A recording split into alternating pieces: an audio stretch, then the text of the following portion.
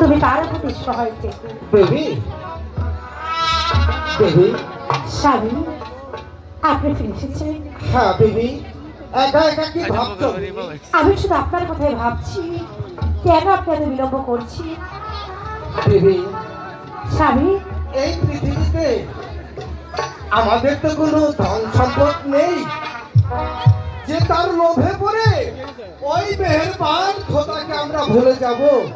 Baby, আমি বলছিলাম কি, আমরা খুবই গরিব মানুষ, ঠিক মতো তোমাকে আমি খেতে দিতে পারছি না, আর পরনের একখানি কাপড়ও দিতে পারছি না। স্বামী, বেবি, আপনি এমন কথা বলবেন তুমি না হয় গিয়ে তোমার বাবার বাড়ি থেকে কয়েকটা দিন থেকে এসো। না স্বামী, আমি যে আপনার কাছে অনেক সুখী, এর থেকে বড় সুখ আমি আর কোনো কিছু চাইনি। স্বামী, স্বামী, আমি বলছি কি, আপনি হাত মুখে আসুন, আমি আপনার খাবারের ব্যবস্থা করছি। ঠিক আছে।